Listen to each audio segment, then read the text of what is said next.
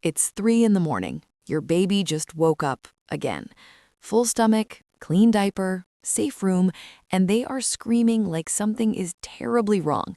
And your brain starts racing. Did I miss something? Did I do something wrong?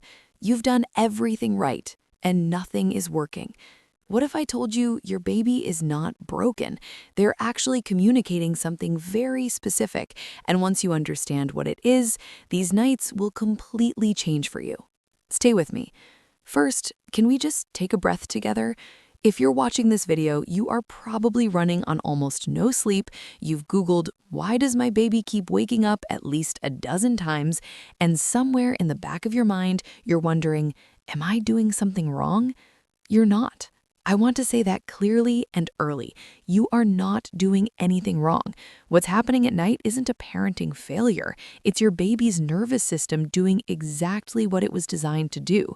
And once you understand the psychology behind it, not just the tips, but the actual why, you'll be able to respond in a way that's calmer, faster, and way less panicked. So let's start at the very beginning. What is actually happening inside your baby's brain when they wake up crying? Most people think babies wake up at night because something is wrong. Maybe they're hungry again. Maybe they're too sensitive. Maybe you're doing something wrong. But neuroscience tells us something completely different. Your baby is not waking up because something is broken. They're waking up because their brain is developing exactly the way it should. Here is the first thing you need to understand.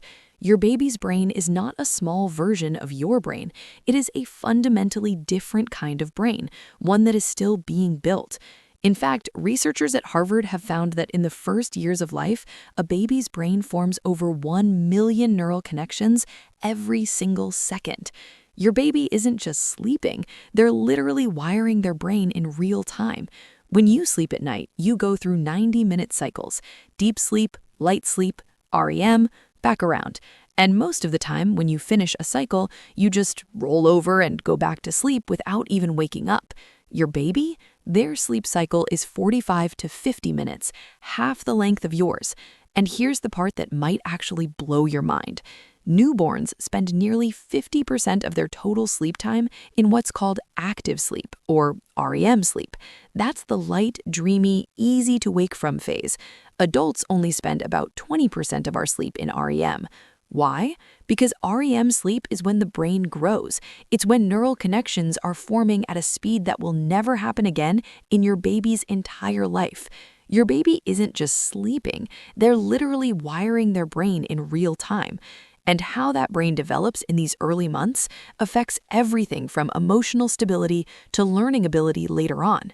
So every time your baby wakes up between sleep cycles, that's not a malfunction. That's your brain doing its job. But biology is only part of the story.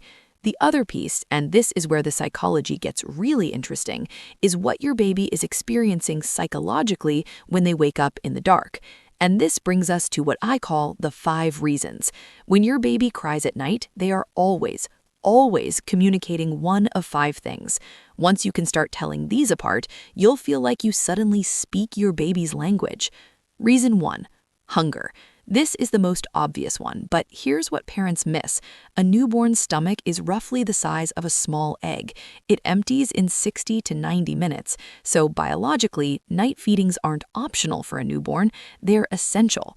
The hunger cry tends to come with a rhythmic, low-pitched sound, and your baby will often turn their head side to side or suck on their hands. That's a hunger cue. Reason 2, discomfort. Gas, reflux, a wet diaper, feeling too hot or too cold, all of these can wake a baby. The discomfort cry is often more intense, higher pitched, and sometimes comes with pulling up the legs or arching the back. If your baby cries and nothing seems to soothe them, start checking physical comfort first. Reason 3, overstimulation. This one surprises a lot of parents. Babies, especially in the first 3 months, have an extremely limited capacity for processing sensory input. The world is loud, bright, and overwhelming. When a baby has had too much stimulation during the day, their nervous system can essentially stay in a heightened state into the night. They're not crying because something is wrong. They're crying because their brain hasn't learned how to calm itself down yet. Reason 4, separation distress. For your baby, you are literally their entire world. When they open their eyes in the dark and you're not there, that is terrifying, not a little uncomfortable, genuinely terrifying. This is rooted in millions of years of survival instinct. In evolutionary terms, a baby left alone was in danger. Their brain hasn't gotten the update that the 21st century is safe, so they do the one thing they know how to do. They call for you. Reason 5. Developmental leaps. At certain points in your baby's first year, around weeks 5, 8, 12, and 19 especially, their brain goes through rapid growth spurts called developmental leaps. During these windows, sleep almost always gets worse before it gets better.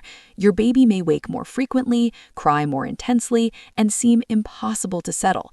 This is temporary, and it means their brain is literally leveling up. One of those 5 reasons explains almost every single night waking your baby will ever have. Now, it's important to say this.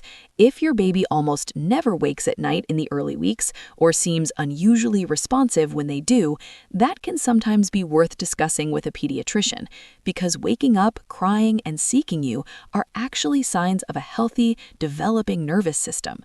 But knowing why is only helpful if you also understand how to respond. Here's the psychology piece that most parenting content completely skips. When your baby wakes up crying, they are not doing it to manipulate you. They have absolutely zero ability to plan or strategize. The part of the brain responsible for that, the prefrontal cortex, won't be developed until they're in their mid-20s. What they do have is a very powerful, very primitive stress response system. When a baby wakes up alone in the dark, their brain floods with cortisol, the stress hormone. This is part of what scientists call the stress response system, a survival mechanism that has existed for thousands of years to keep humans safe. Their heart rate goes up, their breathing quickens. From their brain's perspective, something is wrong and they need help. And if that response doesn't seem to happen consistently, it's always okay to check in with a professional just to be safe. Your presence, your voice, your smell, your touch is the only thing that tells their nervous system you are safe. This is called co-regulation, and here's why it matters. Babies cannot self-regulate their own emotions yet. Every time you go to your baby at night, you are not creating a bad habit. You are teaching their nervous system what calm feels like. You are building the foundation for emotional regulation that they will carry for the rest of their life. The way your baby learns to feel safe in moments like this becomes the way they handle stress, relationships, and emotions later on. So the next time it's 3 a.m. and your baby is crying, remember this. Their brain is growing, their nervous system is learning, and they chose you to be their safe place in the dark. If this video helped you see your baby differently, even just a little bit, hit that subscribe button, because every week I put out videos that help you understand your baby's psychology from the inside out. And if you want to know what to do specifically during the 4-month sleep regression, which is the moment most parents hit their absolute wall, that video is right here. You've got this. I'll see you in the next one.